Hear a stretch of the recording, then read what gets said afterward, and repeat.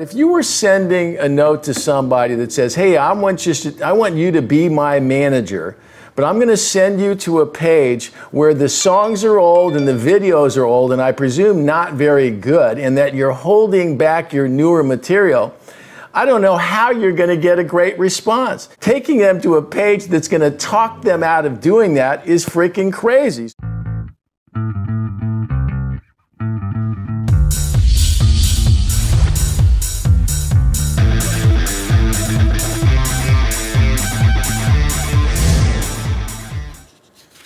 All right, welcome folks to RenmanMusicandBusiness.com. My name is Steve Rennie, and I am the Renman. And if you're looking to do something great in this music business, you're in the right place today.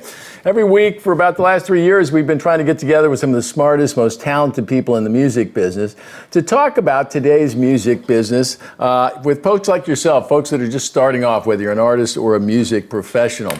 And so we're happy to have you here with us today. Now, if you were watching earlier this week on our social media, Jason Flom was going to join me today. Something came up, so we're going to schedule in for next week where we have a lot more time for Jason to do his thing and come on the show. So we'll talk a little bit more about that a bit later. If you're wondering why I'm sitting at my desk here today, you'll notice over there we don't have Mr. Cody Romness. That's my son, Evan Rennie, who's a music industry budding professional at the University of Southern California. Say hello, Ev. How's it going? Beautiful. Okay. Ev is, like I say, studying the biz. He's helping me out today as part of our new intern here, so forth. So the rest of the team, Joey Papillonius is out there in South Carolina somewhere watching the show, and hopefully he'll be joining us at some point. So anyway, first off, if you haven't been here before, I want to give you a little brief tour of the site. But first, let me get over there and I can show you where we are. Oh, God, let's get back to our home page.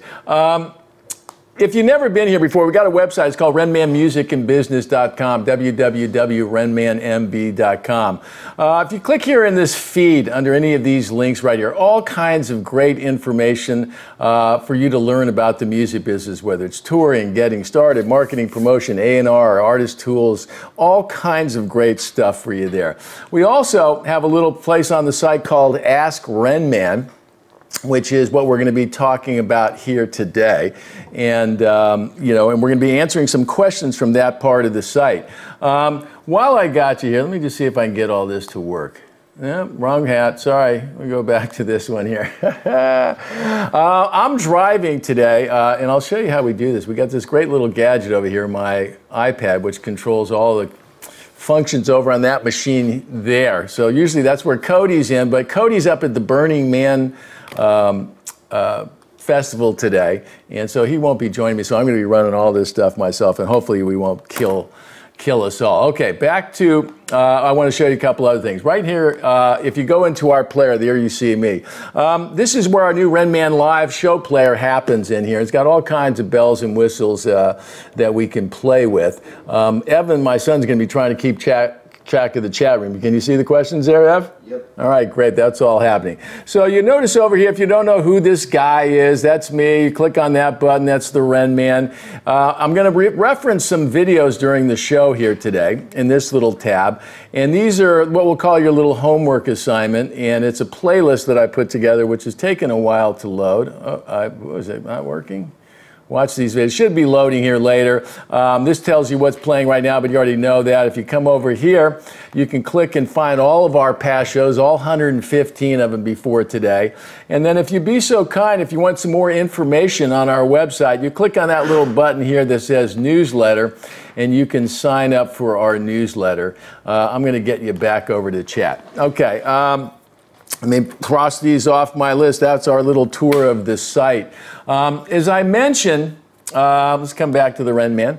As I mentioned, we have this place on the site called Ask Renman. And when I started the website, it was my hope and wish that I could find or build a place where folks that were serious about the music business, looking to do something great, whether it's as an artist or a music professional would have somewhere to go to ask questions from people that have actually done it. And it's all part of this mentoring process. And if you haven't watched the show before, you don't know that I had some great mentors early in my career. And my goal was to create a site here that I could play mentor some of the folks that were just learning on their own. So today I'm going to take a bunch of questions. We got some questions in the chat room. I'm going to leave it to you, Evan, to write down those questions. And if somebody's got a good one, you'll pop in here. But let's get started here right now with our first Ask Renman segment here. Let's go.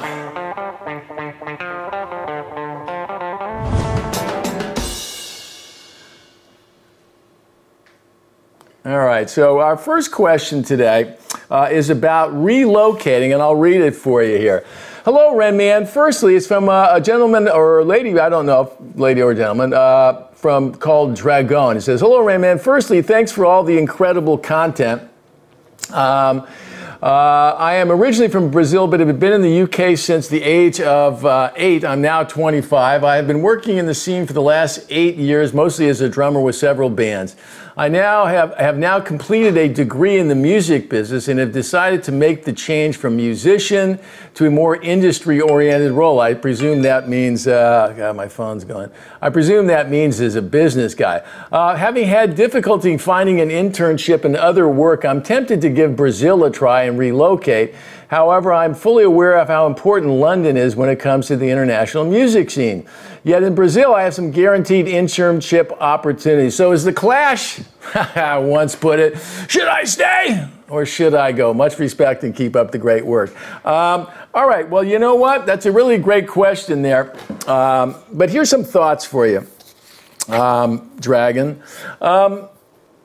More often than not, I get this question from people that are living in cities other than the major metropolitan music centers of the world. And that would typically be New York and LA, Nashville here in the United States, and certainly London when you get outside of the music. So if you were living in Brazil and asked me the question, where should I go to do something big in the music business? I would tell you to move to London if that was closest to you.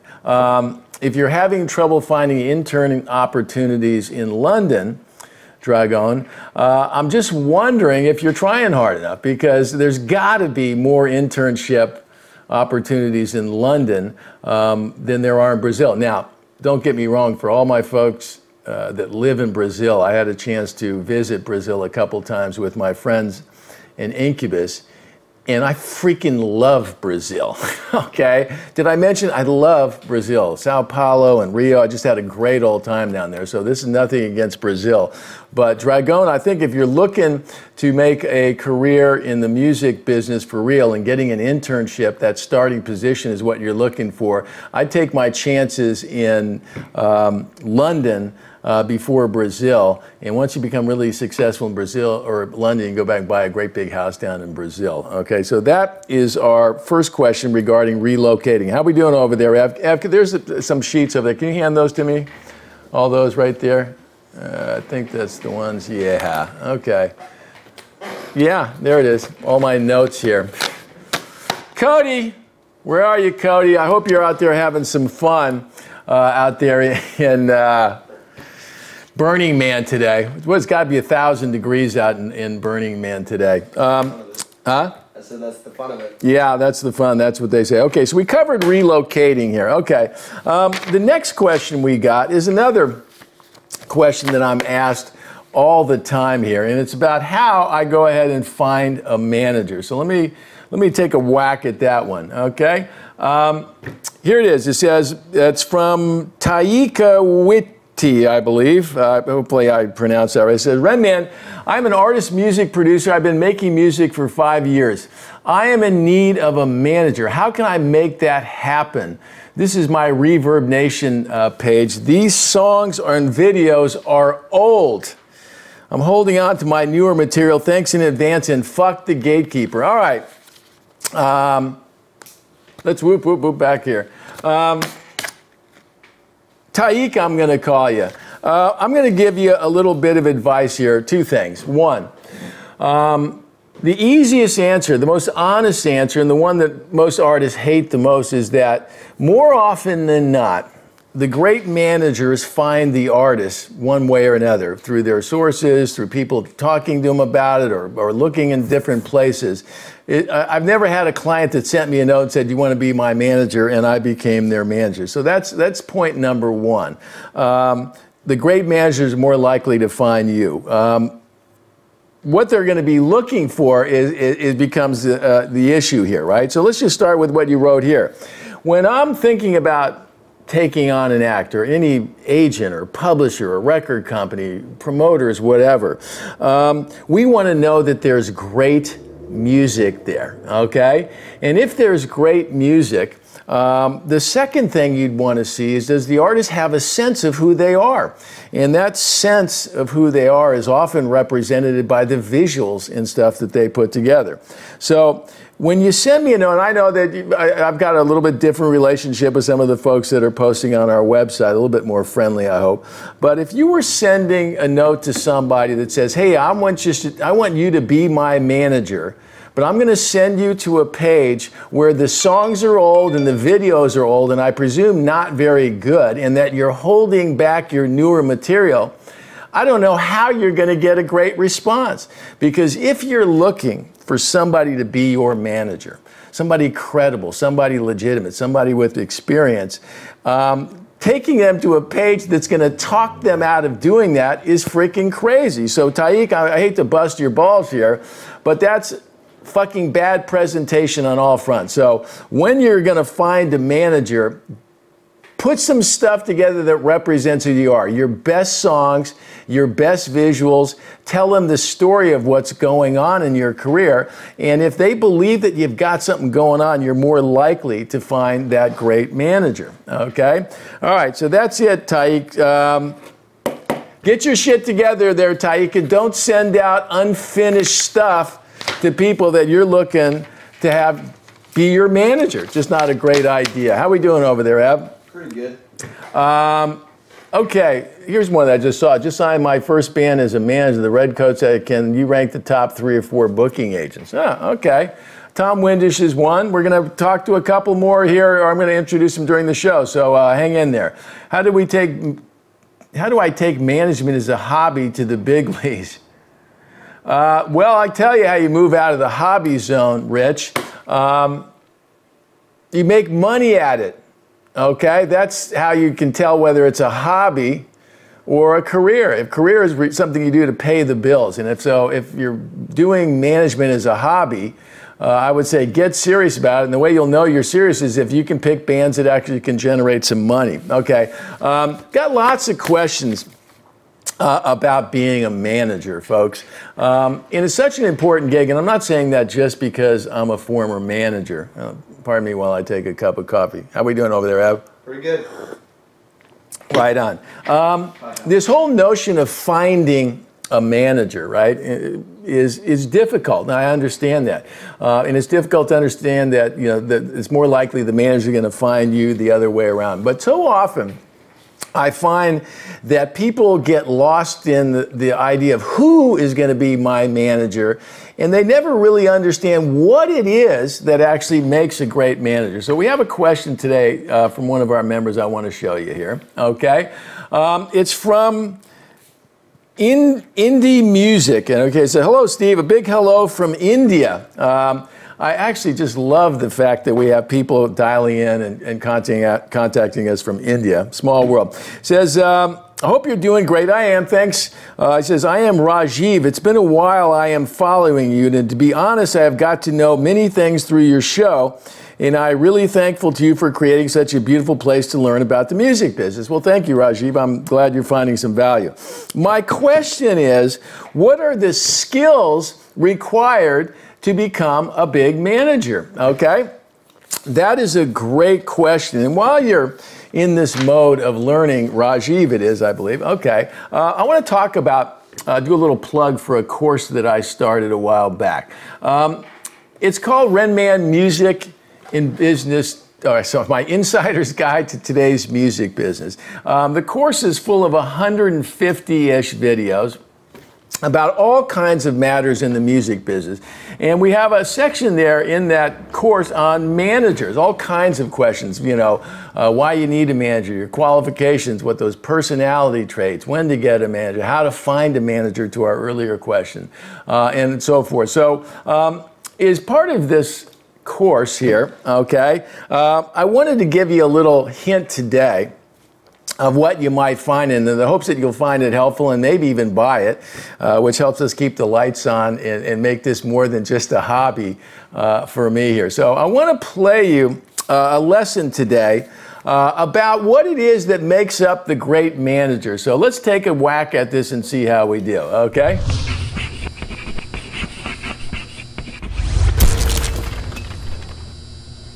Right now, there's a number of skills. Let's start at the top. Your manager will need to possess basic business skills.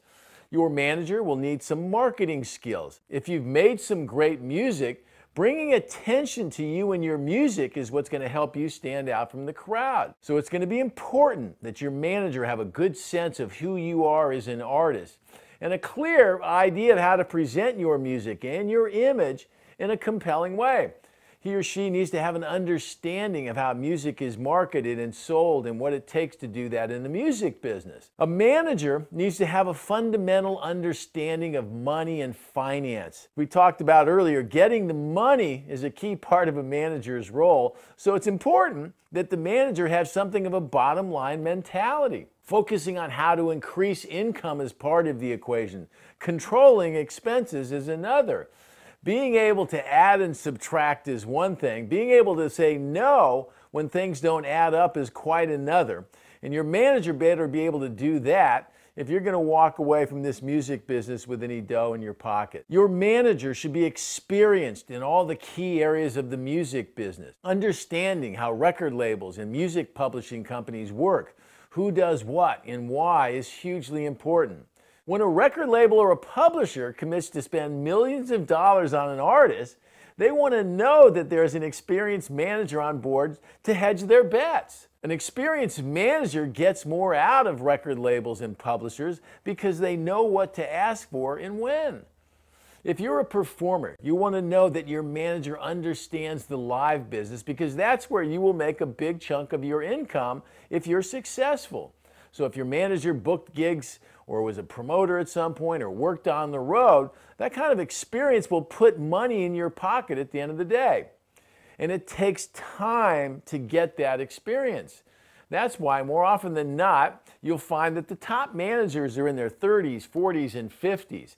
And that experience provides perspective and it leads to better decisions. So many times things are not quite what they appear to be in the music business, and the experienced eye will see what the inexperienced eye misses. We've all heard the expression, it's not what you know, it's who you know that counts, and that's definitely true in the music business. A great manager will have deep contacts in the music industry. This music business has always been a small, clubby little business where getting access is really difficult. If you're an artist looking to get signed to a record deal or a publishing deal, you can waste a lot of time talking to scouts and folks who know somebody at the label, but if you can get to the real decision makers, that's the key. An experienced manager will have existing relationships with key players in all those key positions, whether it's a label folks, agents, publishers, radio programmers, publicists, photographers, or music tech companies. Having relationships at a high level can fast-track the process and get you to that great yes or even a no much faster so that you can move on. A great manager needs to think strategically.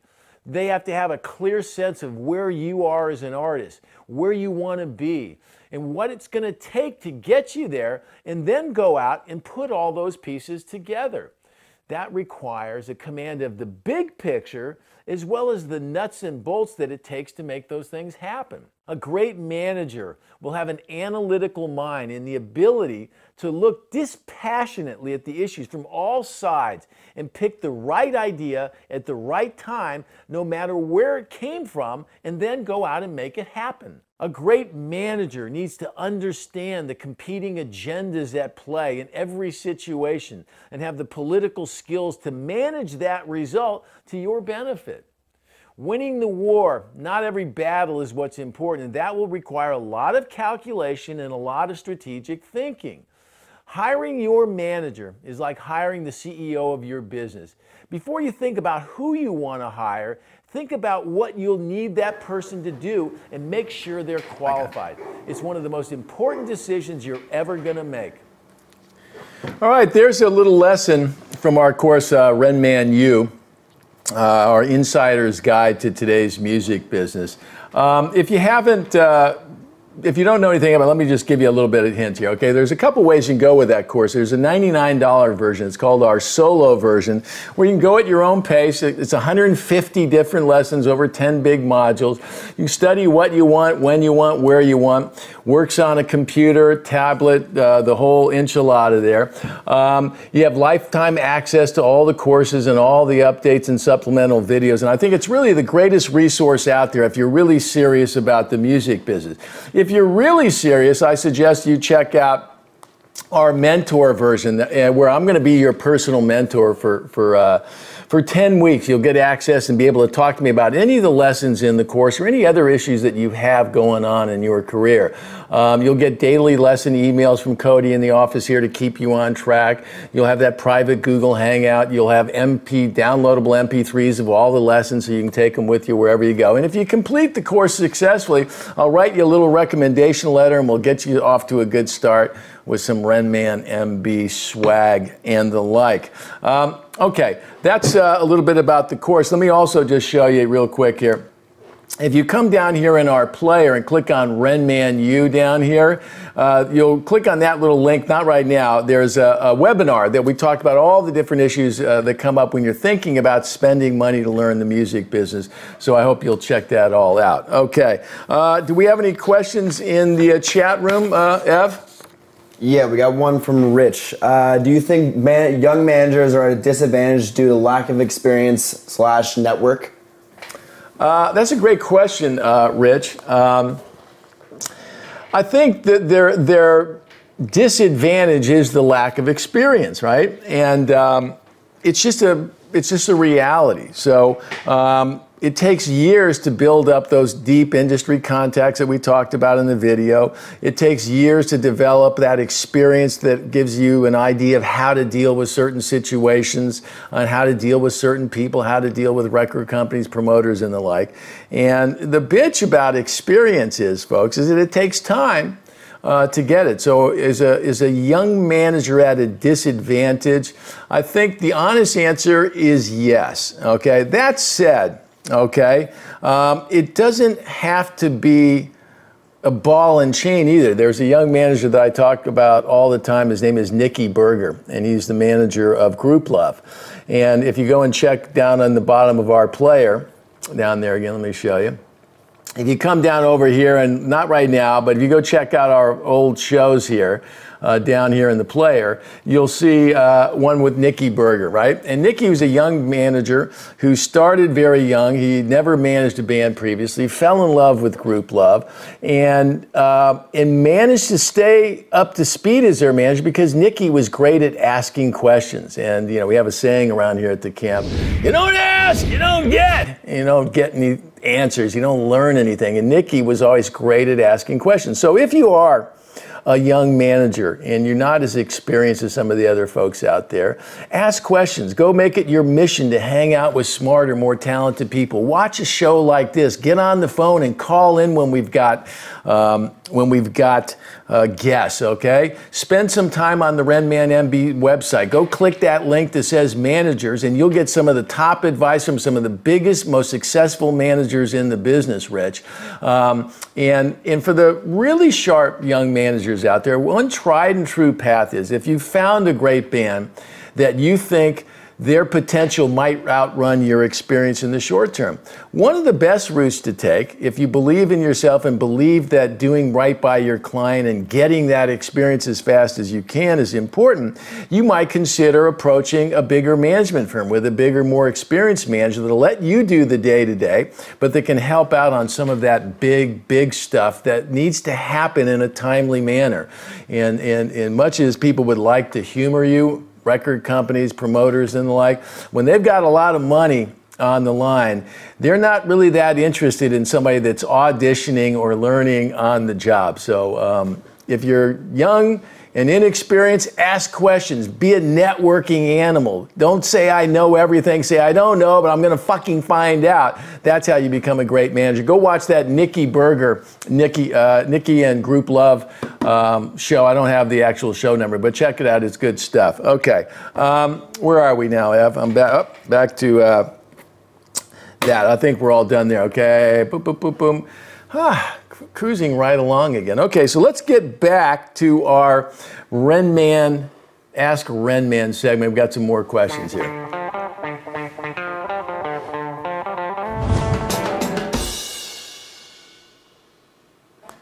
All right, this next question is about the live business. It's about pitching agents. Let me read it to you.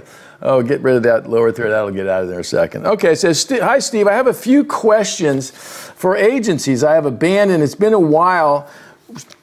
We are in the scenario. I guess it's been a while since they were in the scene. I would like to know how to pitch agencies for gigs. What are the things they expect from an artist while approaching? What should be the approach? Well, a couple things. One, it's much easier. You look much smarter if you spell everything right and do proper English. So I'm going to give you some, cut you some slack. That's indie music, who's from India.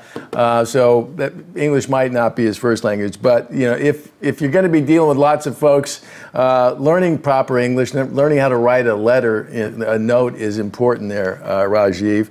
All right. You know what, Rajiv? I told you there's all kinds of great information on that website of ours, okay? Let me take you over there right now and see what we got here. Okay, if you go down there under touring, on that link down there where it says touring, there's all kinds of great information, including lots of advice and counsel from some of the top agents in the business, and so that you can learn. So if your question is, how do I pitch an agent and what are they looking for? I want to introduce you to a couple of those agents here today. Make your job easy. The first one is a gentleman by the name of Kyle Wilensky, who was on the show. Now, Kyle's a big-time agent at Creative Artist Agency here in the U.S. He's one of the top young agents around. He works with Group Love, amongst others. And I asked Kyle when he was on the show, excuse me, to talk about what it is that an agent, is looking for when they're looking to sign a client. So let me play that video for you, and then we'll come back.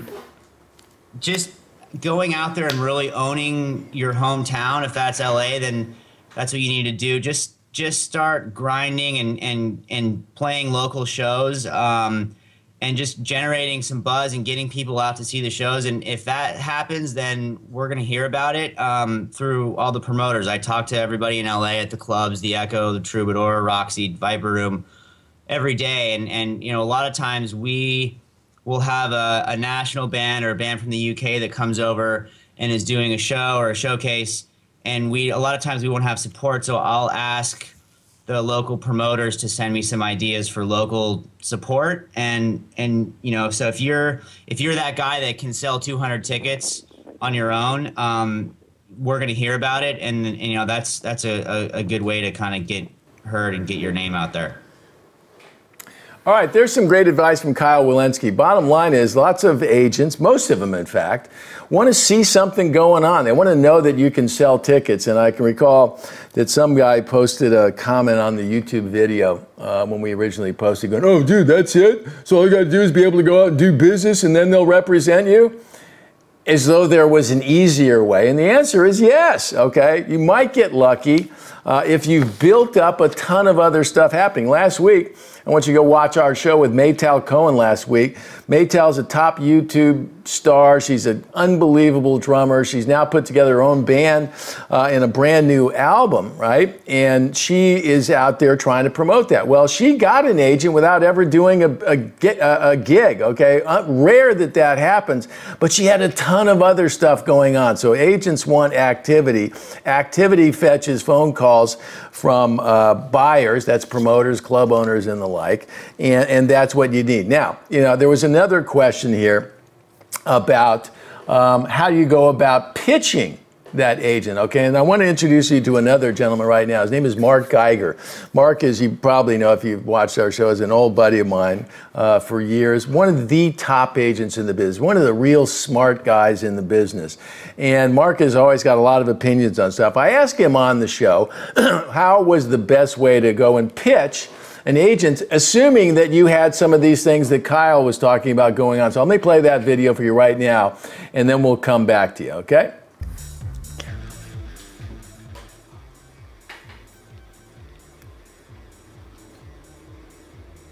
So is it basically all based on your internal people finding buzz, or do cold pitches mean anything to you? Cold pitches usually are the lowest odds of succeeding. It's like the demo tape that goes into the demo bin and never gets listened to. So I would do everything I could to avoid that. It's just too low odds that somebody's going to pick up on it and actually listen. I think you got to be smart on who is making the recommendation or what source, and that's part of curation, filtering, everything else. Okay. Oops. Uh-oh, there it goes again. Back. Oh, shit. It's just so much fun driving. I hope you're having fun, Code, out there at the Burning Man. Well, I'm burning down the freaking house here at our joint. Okay. All right, that was to give you some thoughts on how to pitch an agent.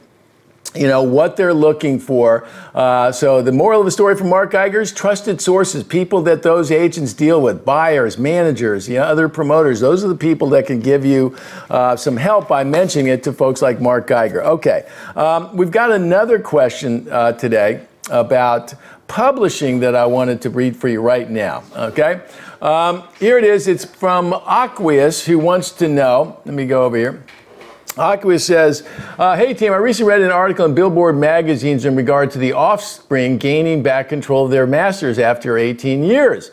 It was mentioned that your good friend Jim Guerinot, episode 87, love the detail, negotiated that deal. I would like to know, when you negotiate a publishing deal for a single song, what key clauses and provisions would you recommend, including that help to benefit an artist in the long run? That's Aqueous is that gentleman. Okay, well, you know what? Jim Guerinot is a really, really smart guy. And so I thought today, since you mentioned him, I would get him on the phone. He's been a guest on the show previous. We saw him over here at the office recently. And I wanted to get him on the show today with us to talk about what it is that he thinks might be a great idea for you. Do we have him on the phone, Ev? Yep. Jim, you there with us?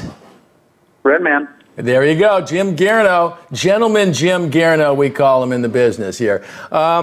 Nice that our member took note of your fine work there. All kidding aside, though, great managers think ahead. They don't think right in the moment, and you certainly did a great job with that. His question was, he's looking to make a publishing deal or wants some advice on what are the key points to look for when you're making a publishing deal for a song, things that have some long-term impact. Thoughts on that, Jim? Well, as the guy who didn't make a publishing deal 21 years ago with The Offspring, I think it really, whether or not you do a publishing deal is really dependent on who you are as an artist. The Offspring, in their situation in 94, 95, were a band that would go on to sell 11 million records and kind of had a full, on that record, and kind of had a full head of steam. And at that point, I didn't feel that we needed a publisher involved. If I were representing a pop artist, let's just say, who had no record sales, I would definitely want the help of a publisher. I think it's interesting, too. I don't know if any of your people that watch the show, Steve, have read this book called Tune In, which is the first of 3 of the Beatles biography by Marc Lewison. But it talked about how the Beatles' career was started by a publisher, not by anybody else. It was really the publisher who signed them. They figured, okay, well, we'll give them a little recording contract, but we think that the fact that these kids are songwriters will be worth something down the road. And as it started to go, it was the publisher who really pushed the Beatles and started to make Love Me Do happen, and that's what kind of got their momentum. So, whether or not you do a publishing deal or don't do a publishing deal really is dependent on your specific circumstance. So I'm not sure what situation this guy's in, but if you're a nobody and you have, no airplay, you have no record sales, and you have nothing going on, and you have the opportunity to have a publisher get interested in you and want to develop a partnership with you, by all means, you should look to do it. You don't need to be the tree falling in the forest that nobody hears. All right, so assume this guy, I think that's great advice, and Jim's comment there, folks, is first is that do you make a publishing deal or not? And if you can, I don't want to say avoid it, but if that's not necessary, better not to do it. But for a lot of people, they do sign a publishing deal. And so if you were going to give this gentleman advice, say, okay, we're going to take a publishing deal, what are the 2 or 3 or 4 key items that you would be looking for as a manager?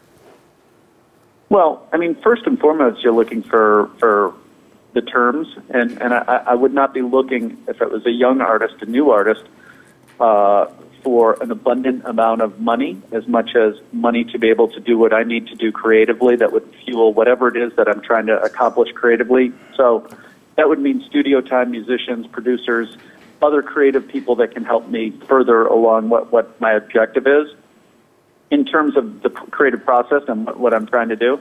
And then the next thing would be is, what are you going to do to help promote this copyright? Because ultimately a publisher is somebody who shares in the copyright, and they want to promote it to give value to the copyright. What are you going to do? I'm the artist. I don't have the expertise in that.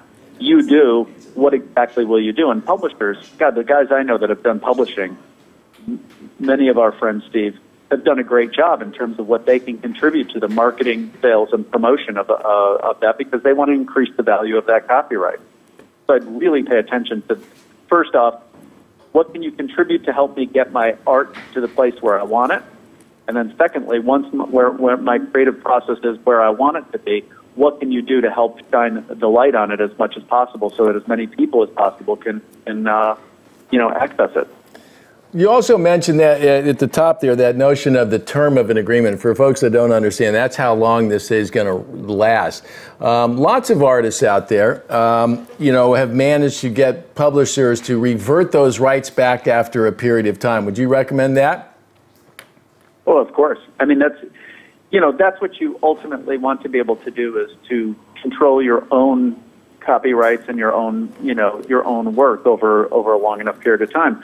But controlling worthless copyrights is not a noble profession either. So if you have to give up a period of time to somebody else to give them value and let them earn their fair share to do that, then that's something you should absolutely look at. Yeah, but I think it was in that story in the LA Times, and I know we don't need to get into the details of it, but the big picture of that Offspring deal you made was the fact that the band got the rights to all of their property back again, which is not typically the case with record deals. I know we're talking about publishing deals, but it's the same concept, I think, when it comes to your copyrights, folks. If you have to do a publishing deal and it does wind up having some value to all of Jim's points about getting it out there. A song that doesn't get played or covered doesn't mean anything. But assuming you make that happen, getting that copyright back is important. Now, for you folks that I mentioned, there's a little tab down at the bottom of our player here where that's to watch other videos. There's a great video in there by a gentleman by the name of Richard Griffiths, who Jim and I are both friendly with, who was really the guy that kind of pioneered that whole giving the master or the copyrights back to the artist. When he was at Virgin, he and Kaz, when they were at Virgin Music, were so artist-friendly, man. They really, I never did a deal with either one of them, and yet they certainly helped Social Distortion. Even though we never did a deal, they were just very great advisors and helpers in the process, and they did. You know, they were very very forward thinking in that regard. Yeah, and it really changed a lot. And it's funny, Richard, in that article or in that interview, you see, spoke very proudly about the notion of the publisher as banker, and that's what Jim talked about at the beginning, where the publisher can actually play a key part in helping start your career, and it's happened over and over. I wasn't aware of that Beatles story. While I got you on here, it's really, Steve, I got to tell you, I think I probably read 15 Beatle books, and I thought, I really thought like, oh God, do I really need to do one more 800 pages? Is this really necessary? I found so much stuff in it that I didn't know, and that one thing specifically, that to look and be able to point at the publisher as being the one who really kickstarted their whole career. Yeah, it's good stuff. Now, and you guys may wonder where Jim gets that penchant for rock and music history. I don't have the graphic here, Jim. If I was better prepared, I'd help you plug it. But Jim did a great book recently that was spotlighted on our episode number 87 on our interview with Jim Guerinot. What was the name of the book again? Give it to me. Do a little plug while we're here, Jim. Legends, Icons, and Rebels, Music That Changed the World. And it's if you're as Mike Ness from Social Distortion would always say, there's no new school without the old school, and it's always worthwhile looking and see what other people have done. That's those who don't understand the history are doomed to repeat it. Yeah, ain't it the truth? Well, Jim, I want to thank you so much for taking the time to share a little thoughts. I hope that Rajiv. It's a question for Jim. Oh, here's a question for Jim. You got another second there, Jim? Yeah, sure. I think you answered this a little bit, but the question was, what are Jim's thoughts on giving half of the rights to publishing? I guess that means, what are your thoughts? Giving back is, making a publishing deal. What are your thoughts on that? Well, when you do a publishing deal, the publishing is separated technically into two pieces: the writer share and the publisher share. Most of the conventional terms of a publishing, deal are a co-publishing deal, which means you give half of the publishing to the publisher. What that practically winds up being, if you're the creator of the music, if you are the sole songwriter, on $1, you're now giving 25 cents of that. You're keeping 50 cents as the writer, and the other 50 cents that is the publisher, 25 of it will go to the publisher, and 25 will go to you in that situation. That's what we've been talking about this whole episode is, do you do a publishing deal? What do you do? And how do you do? The only thing I suppose I would quibble with in terms of the question is I don't believe that you give something. You're bartering something. You're exchanging something.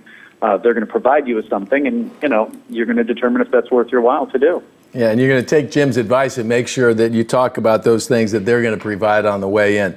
Well, Jim, I want to thank you so much for taking the time to call, or for us to allow me to call you.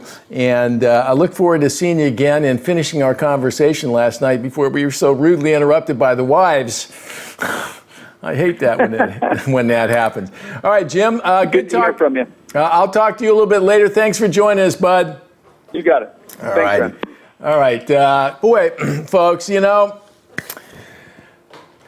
pays to have smart friends. I tell everybody, I tell my son Evan all the time too, that if you want to get smart, hang out with some smart people. If you don't know the answer, find some smart people and ask them. You don't need to step in every pile of dog do out there, folks, to learn. Sometimes your buddy going, that's do, that's not, step over the first one is good enough. Okay, let's see, where are we in the program here, Ev? I'm just following my little script here. Okay, that was publishing. That was nice work there, Ev. Okay, we got another question here that has to do with a band that's on tour. So let me show you that one here. Okay.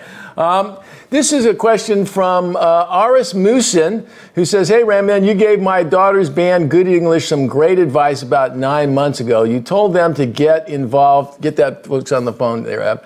You told them to get involved with one of this industry cities, ASP. They did. They've gotten some good attention and made some solid industry contacts in Nashville. And now they're about to head out for a 1-month tour from Dayton, Ohio, I guess hometown, to LA and back. They're playing the Viper Room on October 7th.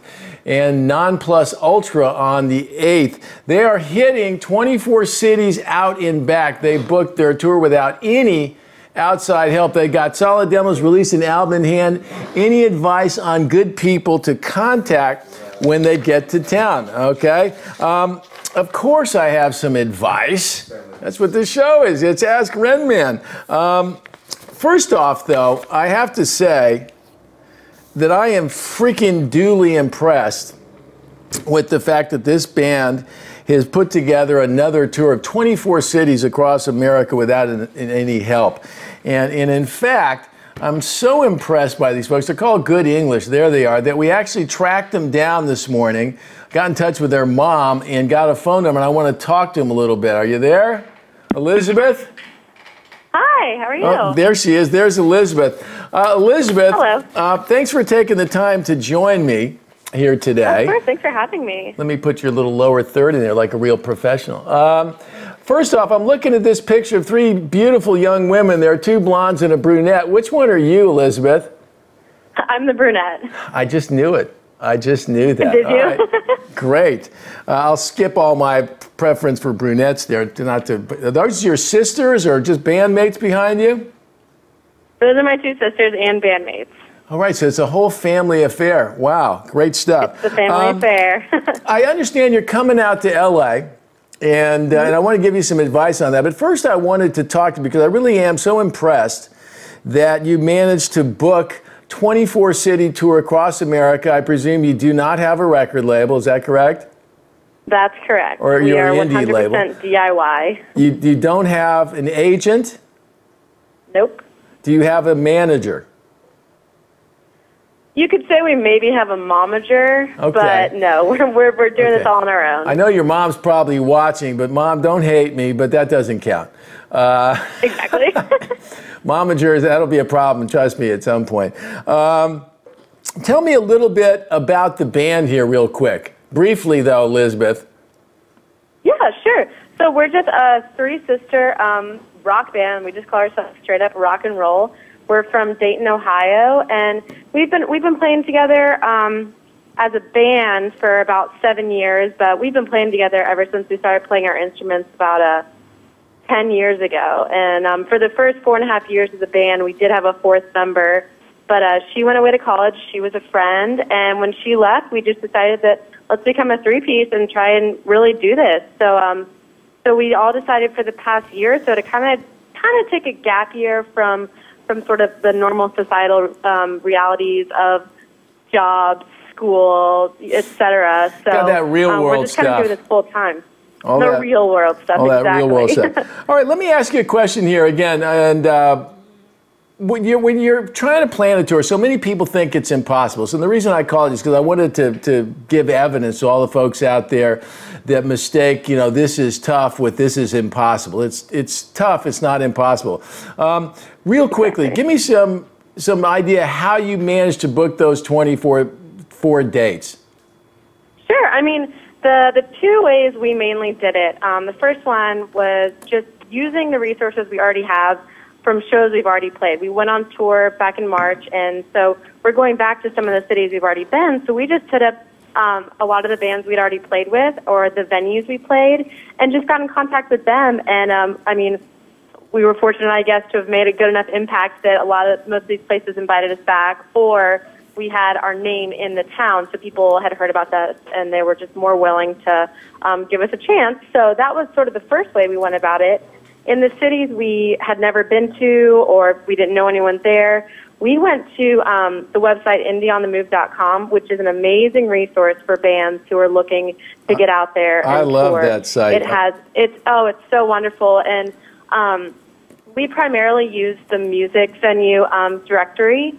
And it's just, you just click on a city, or which state you're going to, which city, and it shows the list of pretty much all the venues in town. And they're usually ranked with, number one being the highest rated place. But they show you everything from capacity to what kind of genres of music to, is it all ages? Is it 18 and up? Is it 21 and up? Then we just usually figure out which venue fits us best. Okay. And look at their calendar, and we usually end up contacting both the venue to say, hey, we're coming through, we notice the state is available, can we book a show? And then one of the things we've found is really helpful is going to their calendar and looking at the other bands who have played there in the past. They're usually like a couple months out, And then we just go to Facebook and research these bands and see, okay, are they actually from this city? If they are, cool, will they match with our sound? And if all those little things line up, then we send them a direct message, usually on Facebook or in an email. And we just try and kind of piece everything together that way. And it's worked out so well. Okay. So that's really how we've done it. Now, for you folks that are watching the show today, if you go into our player again, let me show you. If you go over here in this little videos, actually, that's the wrong one. Let me get you there. Right here, watch these. You'll see in there is we got a link to an interview we did recently with Kyle Weber, who runs that wonderful site, Indie on the Move. And I'm so stoked to hear that you ladies are finding some value in that, because it really is a great resource. You mentioned something else a little bit earlier that I want to pick up on, and then I want to give you some advice and answer your question so I can get out of here on time today. Sure. We talked a little bit earlier. You said that you've managed to make friends with lots of bands, right? Mm-hmm. How has that helped you get shows, Elizabeth? Well, I mean, most people, they just want to be your friend. I mean, I think you see that in any. Imagine they want to be the friend of you three. Maybe not everybody.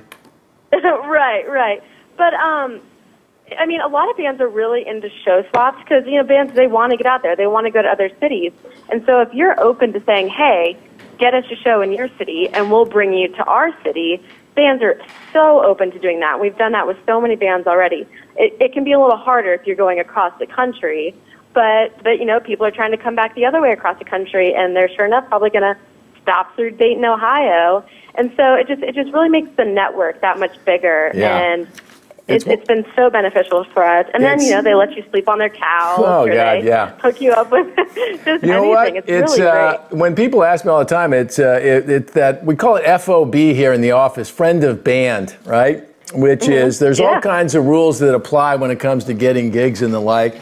But you throw them all out the window if you are FOB, friend of band. There's always an extra ticket at a show if you are FOB, friend of band. All right, now let me answer your question. Great stuff, by the way, Liz. I can tell that you're kind of the quasi-manager inside the group. You ladies sound very freaking together, I gotta say. It's how you have to do it. You have to be on top of it, really. You really do. I mean, we talk about it a lot, this whole idea of dreaming about doing something big, which is easy. It seems like that's why they call them dreams and not nightmares, right? They typically work out in your head. It's the freaking doing that's where all the dirty, ugly stuff is. And so that really is something that separates the wannabes from the ones that actually have a shot. And so I haven't heard your music. If you'll send me a link, I'd like to go check it out.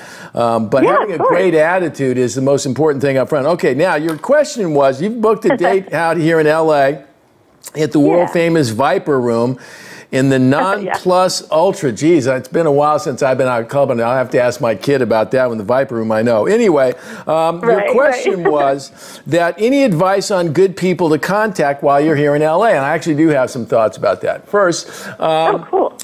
If you are ultimately looking for a record deal, and I think for most artists out there that are looking to be really, really big, Liz, I think you need a label to do that. You need somebody that's in the business of spending money, that's in the business of getting songs on the radio, getting songs in front of big-time media sources, that knows how to market records on a worldwide basis and all of that, right? And so I'm a big fan of all things indie.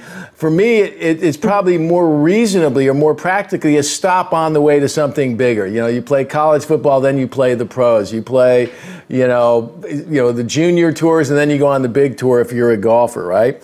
So I would identify some label people here in LA, and I had this conversation with a young indie artist yesterday. There are all kinds of resources out there that give you an idea. Pardon my phone ringing, geez. There are all kinds of places that can identify the labels, and within those, you can identify the A&R people. There's a resource called the ANRregistry.com that lists all those.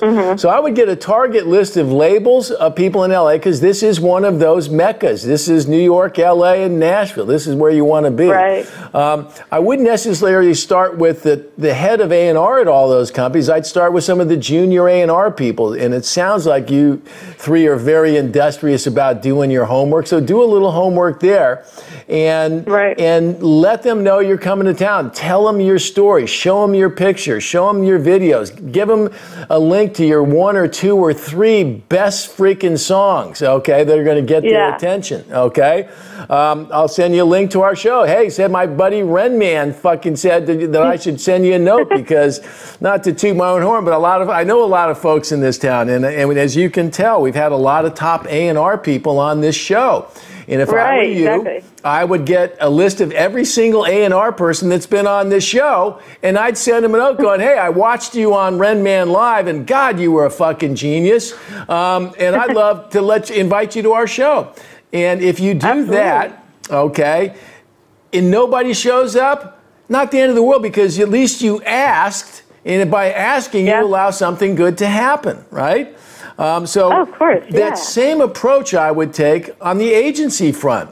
Agents will be duly impressed, okay, Liz, that you and your bandmates have managed to find a way to book 24-city tour on your own. And they know, because they know how tough that is, okay? Right. So I would go through our list of guests again. Tom Windish comes to mind, Marc Geiger, Kyle Wilensky, you know, all kinds of great agents that we've had on the show. And I would do the same for them. Same is true with music publishers, okay? Because you're coming to a town now where there's a million things going on. And the likelihood of somebody dropping everything they do to come to a good English show is not great, but it's zero if you don't ask. So don't come all the way to fucking LA, you know, for the sun. That's great, but you're trying to make this a living. That's what you need to do. That's my advice. And track down all the agents and folks and managers too. You need a freaking manager. Mom, you're doing great, but Mom, I'm sure your mom would be happy to hand off her momager role to a manager role. And those are the key elements if you're looking to do something big in this business. All righty? Right. Well, awesome. Yeah, well, thank you so much. That's a lot of research. And you can send me an invite to that show, because the Viper Room's about 2 miles from my house, and if you don't go on at midnight, I might come and check it out myself.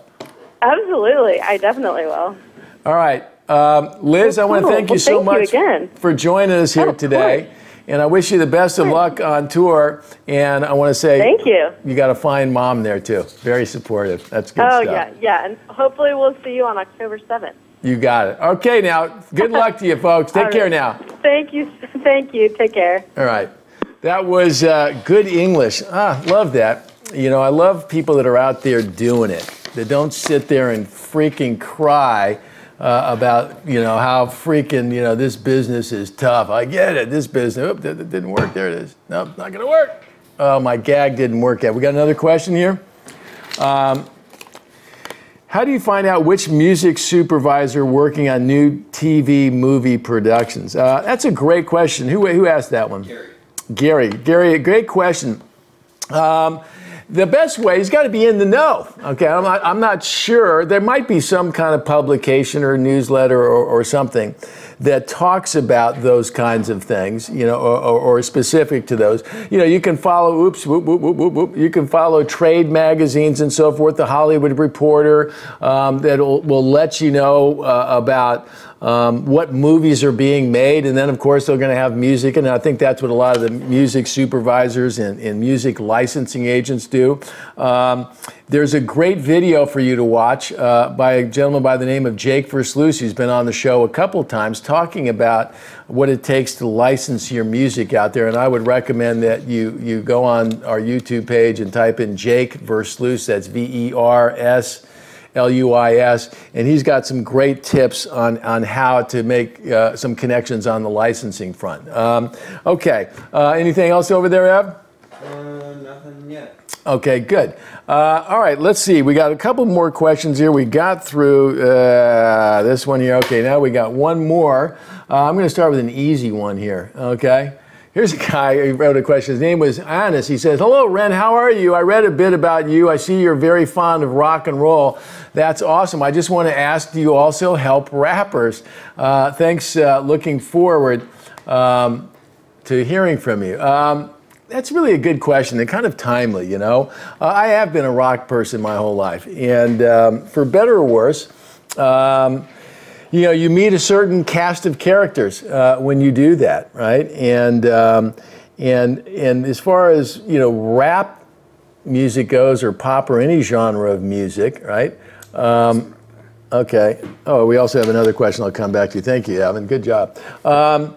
You know, some of the things that we talk about on our course, and you know, in that course that I talked about earlier, are universal. They don't apply to genre. Things about getting your head in the right place. You know, things to think about when you're marketing and promoting records.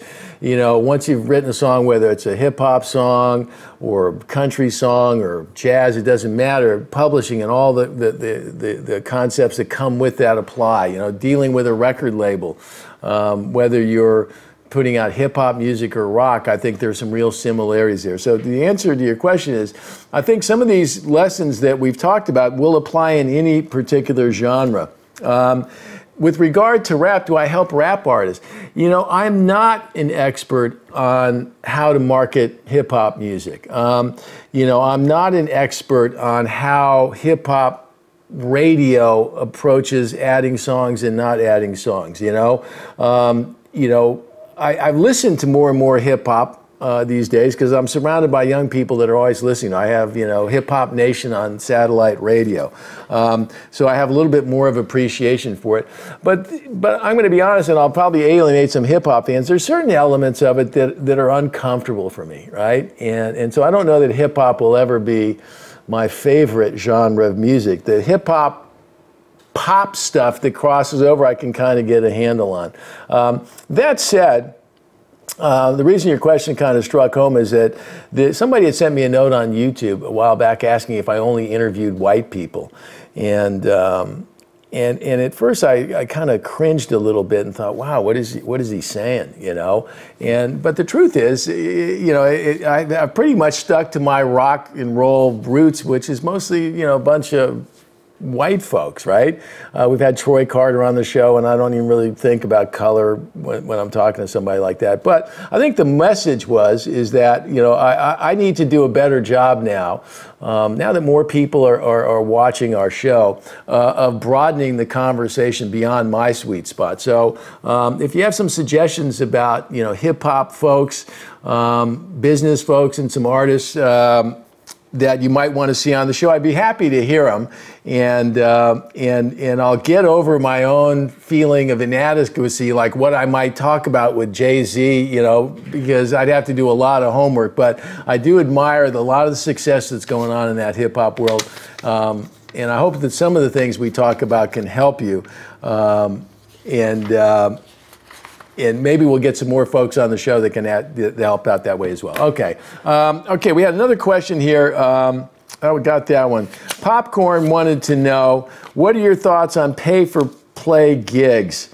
In general, I'm not a big fan of the pay-for-play scenario. I think in lots of clubs and so forth here in Los Angeles and other big cities, I know that it happens. While I say that I'm not a big fan of it, the truth is, you know, you pay to get on the radio in kind, not actually pay, but your money is changing hands in different ways.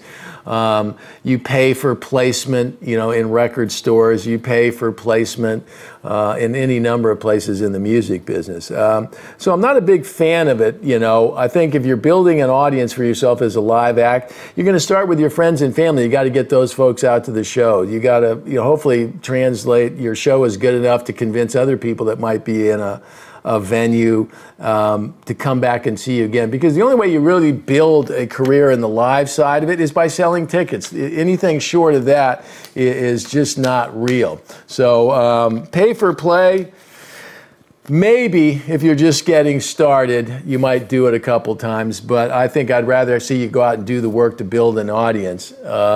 or be creative like so many acts are doing today and play non-traditional venues, play in somebody's living room, play on stage it, play. I had an event out here in my backyard last summer, a website called Sounds from a Room, where they go and literally put on like bedroom, living room type concerts and invite people in, and it's a lot of fun and something I would have never contemplated a while back. Okay, one final question for today. It was a question that came up a couple of weeks ago, so I'll read it to you. It's from Will O'Brien.